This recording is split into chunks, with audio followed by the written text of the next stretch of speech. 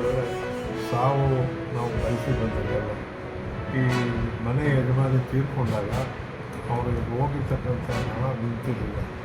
ಅದನ್ನು ಕಂಡುಹಿಡಿದ್ವಿ. 1,48,000 ಬಿಟ್ಟಿದ್ದಾರೆ.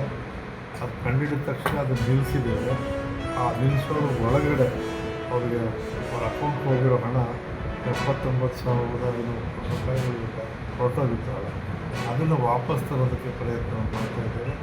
ಆ ಪ್ರಯತ್ನದಲ್ಲಿ ಅದರ ಮುಂದುವರೆದ ಭಾಗವೇ ಪ್ರಸ್ತುತ ಮುಖ್ಯಮಂತ್ರಿಗಳಾದ ಡಿ.ಕೆ. ಶಿವಕುಮಾರ್ ಅವರು ಪರಿಷ್ಕರಣೆ ಅಥವಾ ಅರ್ಜಿ ಅಥವಾ ಇದಕ್ಕೆ ಸರಿಪಡಿಸ್ಬೇಕು ಅಂತ ಟ್ಯಾಕ್ಸ್ ಪೇಯರ್ಸ್ ಅಮೌಂಟು ತಪ್ಪಬಾರ್ದು, ಬೇರೆಯವ್ರಿಗೆ ಹೋಗಬಾರ್ದು, ಅದು ಜನತೆಗೆ ತಲುಪಬೇಕು ಅನ್ನೋದೇ ನಮ್ಮ ಉದ್ದೇಶ.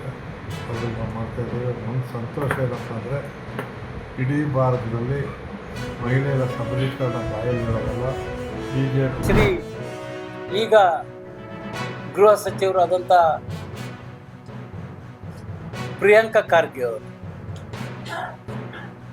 ಅವರು RSS ಬಗ್ಗೆ ಮಾತನಾಡಿದ್ರೆ ದೇಶದ ಪತ್ರಿಕೆ ಅಲ್ಲ, ವಿಶ್ವದ ಪತ್ರಿಕೆಯಲ್ಲಿ ಹೆಡ್ಲೈನ್ಸಲ್ಲಿ ಬರುತ್ತೆ ಅಂತಕ್ಕಂಥ ಮನೋಭಾವವನ್ನು ಬೆಳೆಸ್ಕೊಂಡ್ಬಿಟ್ಟಿದ್ದಾರೆ.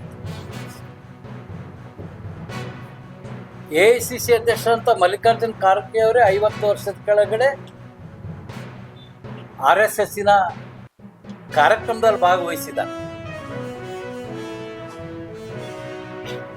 ನೆಹರು ಮನೆತನ RSS ಅನ್ನ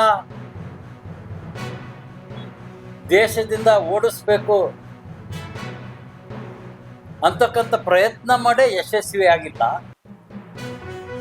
ಸುಮಾರು 55 ರಾಷ್ಟ್ರಗಳಲ್ಲಿರ್ತಕ್ಕಂಥ RSS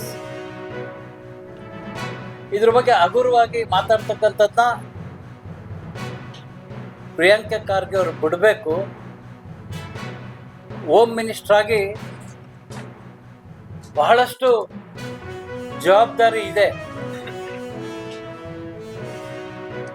ಇವತ್ತು ನಮ್ಮ ಜಿಲ್ಲೆ ವಿಚಾರವನ್ನು ತೆಗೆದುಕೊಂಡ್ರೆ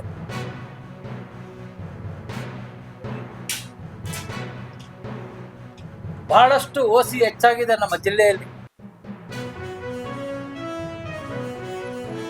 ಈ OCಯನ್ನ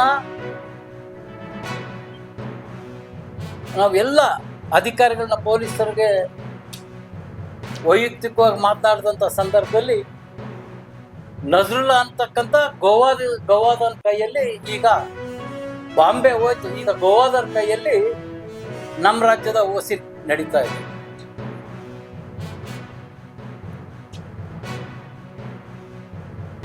ಕೆಲವರು ಪೊಲೀಸ್ ಕಿರಿಯ ಅಧಿಕಾರಿಗಳಿಗೆ ಏನ್ರಿ OC ಈ ಮಟ್ಟಕ್ಕೆ ಬಂದಿದೆಯಲ್ಲ ಅಂದ್ರೆ, ಸರ್ OC ನಿಲ್ಸಿದ್ರು ಆನ್ಲೈನ್ ನಡೀತಾ ಇದೆ ಸಾರ್ ಅಂತಾರೆ. ಅವ್ರು ಸಮರ್ಥಿಸ್ಕೊಳ್ಳೋದು, ನಾವೇನೋ OC ಹಿಡಿತೀವಿ ಅಂತ ಇಟ್ಕೊಳ್ಳಿ, ಆನ್ಲೈನ್ OC ಜಾಸ್ತಿ ಆಗಿದೆ ಅಲ್ಲ.